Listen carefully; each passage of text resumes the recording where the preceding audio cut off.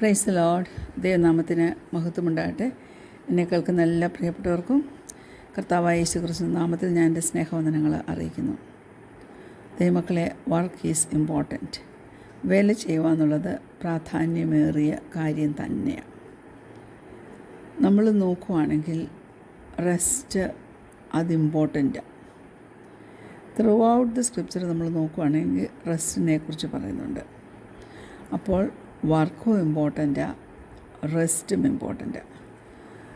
ഒരു വാക്യം ഞാൻ നിങ്ങളുടെ ശ്രദ്ധയിൽ കുറിവാക്യമായിട്ട് കൊണ്ടുവരട്ടെ. Genesis chapter 2 verse 50. ഉൽപ്പത്തി പുസ്തകം 2-ാം അധ്യായം 15-ാം വാക്യം.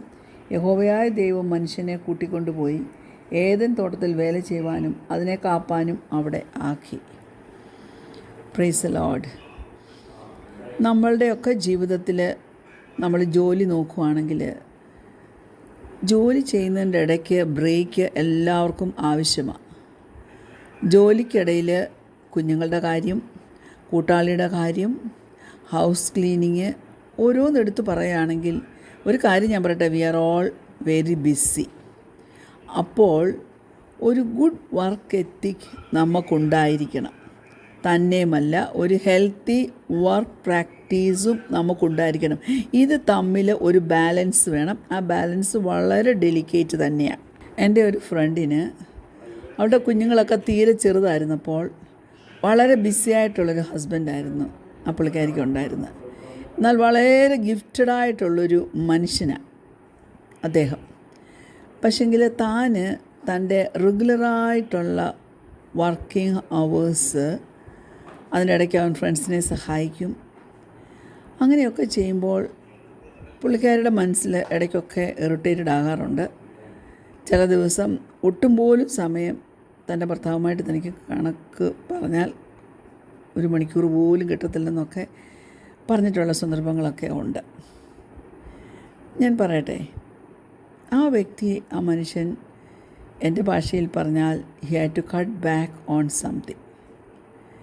എനിവേ, താനത് ചെയ്യാൻ തുടങ്ങി. ലൈഫിൽ ചേഞ്ചസൊക്കെ കൊണ്ടുവന്നു. കുഞ്ഞുങ്ങൾക്കും വളരെ സന്തോഷമായ ഒരു ജീവിതം കിട്ടി. ചില പ്രോജക്റ്റൊക്കെ അവർ ഒരുമിച്ച് ചെയ്യാനായിട്ട് തുടങ്ങി. ഞാൻ പറയട്ടെ, എന്താണെങ്കിലും ദൈവം കൊടുത്ത ആ ആയുസ് സന്തോഷത്തോടെ കഴിവാൻ തക്കവണ്ണം ഇടയായി. അപ്പോൾ ഒരു വർക്ക് ബാലൻസ് നമുക്ക് വേണ്ടത്, അതൊരു ഹെൽത്തി വർക്ക് ബാലൻസ് നമുക്ക് വേണം. പക്ഷേ നാം മടിയരായി പോരുത്, നമ്മൾ ഓവർ വർക്ക്ഡും ആയി പോരുത്. ഞാനീ പറയുന്നതൊക്കെ ഒത്തിരി എൻ്റെ ജീവിതത്തിൽ ഞാൻ അനുഭവത്തിലൂടെ, പലവിധമായ അനുഭവത്തിലൂടെ കടന്നു പോയിക്കൊണ്ടിരിക്കുന്നത് കൊണ്ട്, പ്രത്യേകിച്ച് ബിസി ലൈഫ്, അതുകൊണ്ടാണ് ഞാൻ ഇത് നിങ്ങളും കൂടെയൊക്കെ ഒന്ന് മനസ്സിലാക്കണമെന്ന് ആഗ്രഹിച്ച് നിങ്ങളോട് ഷെയർ ചെയ്യുന്നത്. ജീവിതത്തിലെ സാഹചര്യങ്ങളൊക്കെ നാം മനസ്സിലാക്കണം. അത് പലരിലും അത് വ്യത്യസ്തമാണ്. തന്നെയുമല്ല, ഓരോ സീസണിലും ഓരോരുത്തർക്ക് എത്രത്തോളം ചെയ്യാൻ പറ്റുമെന്നുള്ളതിന് ഓരോ ലിമിറ്റുമുണ്ട്. അത് ചില സീസണിൽ കുറവായിരിക്കും, ചില സീസണിൽ അത് നീണ്ടുപോകും. പിന്നെ ഇങ്ങനെയുള്ള തിരക്കും വർക്കും ഒക്കെ കൂടി വരുമ്പോൾ റെസ്റ്റ് ഇല്ലാതെ വരുന്ന അവസ്ഥയിൽ പലരും അതിനെ ഒരു സ്ട്രഗിളായി കണ്ട് സ്ട്രഗിൾ ചെയ്യുന്നതും വ്യത്യസ്ത രീതിയിലാണ്. Praise God.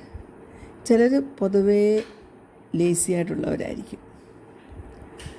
അപ്പം പല കാര്യങ്ങളും ചെയ്യുന്നതിൽ അവർ തന്നെ പുറകോട്ട് മാറി നിൽക്കാറുണ്ട്.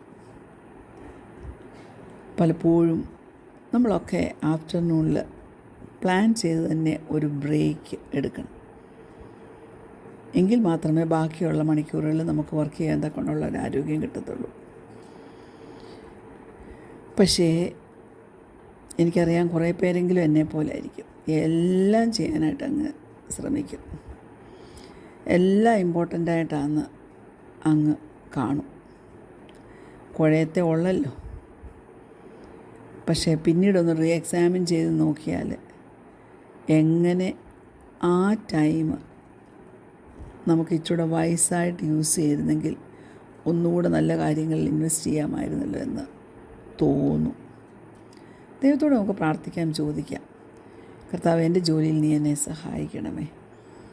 ഞാൻ ചിലപ്പോൾ ചില ജോലി ചെയ്യാൻ തുടങ്ങുമ്പോൾ ഞാൻ പറയും, കർത്താവ് ഇതൊന്ന് പെട്ടെന്ന് തീർക്കാൻ എന്നെ സഹായിക്കണേ, പെട്ടെന്ന് തീർക്കാൻ എന്നെ സഹായിക്കണമേ. തിരുവചനം മുഴുവനും നാം വായിക്കുമ്പോൾ ഒത്തിരി ഹാർഡ്ഷിപ്സിൽ കൂടെ ദൈവജനം കടന്നു പോയപ്പോഴൊക്കെ ദൈവം അവരെ സഹായിച്ചിട്ടുണ്ട്. അങ്ങനെ തോൽവിയിൽ നിന്ന്, ഇമ്പോസിബിളായിട്ടുള്ള കാര്യങ്ങളിൽ നിന്ന്, ഡിഫിക്കൽട്ടായിട്ട് ഉള്ള ടാസ്ക് ചെയ്ത് കുഴഞ്ഞു പോകുന്നതെന്നൊക്കെ ദൈവം അവരെ സഹായിച്ച് രക്ഷിച്ചിട്ടുണ്ട്.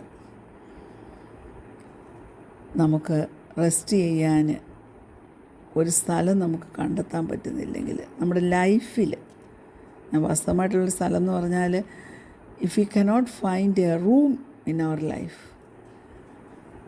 നമ്മൾ തോൽവി അടയും, നമ്മൾ ഡിഫീറ്റഡ് ആവും. ആരാ നമ്മളെ ഡിഫീറ്റ് ചെയ്യുന്നത്? നമ്മൾ ചെയ്തു കൂട്ടുന്ന നമ്മുടെ ടാസ്ക് തന്നെ. Praise God. ഞാൻ പറയട്ടെ, എന്നാൽ നമ്മുടെ ടാസ്കൊക്കെ സക്സസ്ഫുള്ളായിട്ട് കംപ്ലീറ്റ് ചെയ്യാൻ തക്കണം നമ്മെ സഹായിപ്പാൻ നമ്മുടെ ദൈവം ശക്തനാണ്. നമുക്കവനിൽ ആശ്രയിക്കാം. അവൻ നമ്മെ പഠിപ്പിക്കും. നമുക്ക് ഉള്ള സമയം കൊണ്ട് ബെറ്ററായിട്ട് കാര്യങ്ങൾ എങ്ങനെ ചെയ്യാമെന്നും അതോടൊപ്പം നമുക്കൊരു ഗുഡ് റെസ്റ്റ് എങ്ങനെ ലഭിക്കുമെന്നുള്ളതും കർത്താവിനോട് ചോദിച്ചാൽ കർത്താവ് നമുക്ക് പറഞ്ഞു തരും. അത്ര നല്ലൊരു കർത്താവിനെയാണ് നാം സേവിക്കുന്നത്. Whatever your season and whatever your struggle, take the time to figure out the balance between work and rest. Your work will benefit from it. തീർച്ചയായിട്ടും റെസ്റ്റ് ചെയ്താൽ നമുക്കതിൽ നിന്ന് ഗുണമേ ഉണ്ടാകത്തുള്ളൂ. നമുക്കറിയാമല്ലോ, നമ്മൾ ബൈബിൾ നോക്കുമ്പോൾ ശബത്ത് എന്ന് പറയുന്നത് ഒരു ഇമ്പോർട്ടൻറ്റ് ടോപ്പിക്കാണ്. അത് 10 കമാൻഡ്മെൻറ്റ്സിൽ, ഓൾഡ് ടെസ്റ്റ്മെൻറ്റിൽ, ന്യൂ ടെസ്റ്റ്മെൻറ്റിൽ, ബൈബിളിൻ്റെ ആദ്യത്തെ ചാപ്റ്റേഴ്സുകളിൽ, ഉൽപ്പത്തി തൊട്ടുള്ള ഒക്കെ നമ്മൾ കാണുന്നുണ്ട്. Praise God. ദൈവം ശബത്ത് വെച്ചിട്ടുണ്ടായിരുന്നു. കർത്താവ് നിർബന്ധമായും ജനം ചെയ്യണമെന്ന് അത് ആഗ്രഹിക്കുകയും ചെയ്തു. നമുക്കറിയാമല്ലോ, നമ്മൾ യൂറോപ്പിലോട്ടൊക്കെ പോയ എല്ലാ സൺഡേയും എല്ലാം ക്ലോസ്ഡാണ് അല്ലേ, എല്ലായിടും സ്റ്റില്ല. അമേരിക്കയിലൊക്കെ ആണെങ്കിൽ നമുക്ക് ചർച്ചിൽ പോകാനായിട്ടുള്ളവരെയായിരിക്കും കൂടുതലും റോഡിൽ കാണുന്നത് അല്ലേ. Praise God. മിക്കരും കൂടുതൽ കുക്ക് ചെയ്യാനും ഹൗസ് ക്ലീനിങ് ചെയ്യുന്നതും ആഴ്ചയിലുള്ള പല കാര്യങ്ങളും ചെയ്തു തീർക്കുന്നതൊക്കെ സൺഡേയിലെ സമയം യൂസ് ചെയ്യും. പക്ഷേ ദൈവമക്കളെ, ആരാധനയ്ക്കുള്ള സമയം ഒരിക്കലും നാം വേറെ ഒരു ലൈഫ് ആക്ടിവിറ്റീസിന് മാറ്റിവെക്കരുത്. റെസ്റ്റ് ചെയ്യാനായിട്ടൊരു ദിവസമായിട്ടും സൺഡേ കാണരുത്. പലരും റെസ്റ്റ് ചെയ്യുന്നൊരു ദിവസം സൺഡേയാണ്. കഴിപ്പ് വയ്യായിരിക്കും. ഉച്ചയ്ക്ക് കൊണ്ടായിരുന്നാൽ എത്ര നേരം വേണമെങ്കിലും മേശപ്പുറത്ത് ചുറ്റും വട്ടം വിട്ടിരുന്ന് മിണ്ടി പോകാനായിട്ട് ആൾക്കാർക്ക് ഇഷ്ടമാണ്. സൺഡേ ബുക്കുകളൊക്കെ വായിക്കും, ഗെയിംസൊക്കെ കളിക്കും അല്ലേ. ചർച്ച് കഴിഞ്ഞാൽ പിന്നെ നമ്മൾ എൻജോയ് ചെയ്യുന്ന സമയമാണ്. Praise God. ഓരോ രാജ്യത്തെയും കൾച്ചറിനകത്ത് വ്യത്യാസമുണ്ട്. എന്നാൽ ഞാൻ പറയട്ടെ, forcing me to acknowledge Sabbath rest has also forced me to relish Sabbath rest. ശബത്ത്, പ്രൈസ് ഗോഡ്, ഏറ്റവും ഇമ്പോർട്ടൻ്റ് ആയിട്ട് നമ്മൾ കരുതേണ്ട കാര്യം നമ്മുടെ കർത്താവും ചർച്ചും നമ്മൾ കെയർ ചെയ്യുന്ന നമ്മുടെ ചുറ്റുമുള്ള നമ്മുടെ ആൾക്കാർ, അതിനൊക്കെ നാം പ്രാധാന്യം കൊടുക്കണം. അങ്ങനെ നമ്മൾ ആരാധനയ്ക്കും പ്രാർത്ഥനയ്ക്കും പള്ളിയിൽ പോയുള്ള കൂട്ടായ്മയ്ക്കുമൊക്കെ പ്രാധാന്യം കൊടുത്താൽ അത് നമ്മളെ റീജുവനേറ്റ് ചെയ്യും. ഹല്ലേലൂയ. നമ്മളെ റീഫോക്കസ് ചെയ്യുകയും ചെയ്യും. അതുകൊണ്ട് എനിക്കും സൺഡേ ജീവിതത്തിൽ വരുന്ന വലിയ ഇഷ്ടമുള്ള കാര്യമാണ്.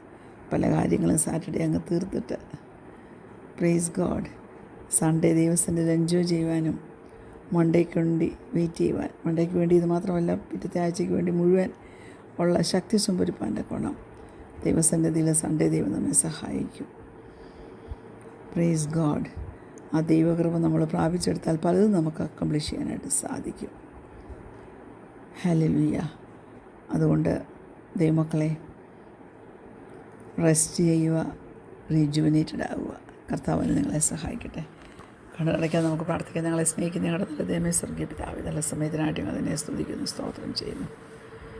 കർത്താവേ, ഞങ്ങളുടെ ജീവിതത്തിൽ വർക്ക് എത്തിക്സൊക്കെ ഒന്ന് മനസ്സിലാക്കി റെസ്റ്റ് ചെയ്യുന്നതിനും പ്രാധാന്യം കൊടുക്കുവാൻ, ലേസി ആയിട്ട് പോകാനല്ല കർത്താവേ, ഞങ്ങളെ ഏൽപ്പിച്ച കടമകളും കടപ്പാടുകളും എല്ലാം ചെയ്ത് സന്തോഷത്തോടെ മുന്നോട്ട് പോകാൻ ഞങ്ങളെ സഹായിക്കണം. പ്രാർത്ഥന കേട്ടാൽ സ്തോത്രം യേശുവിന്റെ നാമത്തിൽ തന്നെ ആമേൻ. Praise the lord. God bless you all.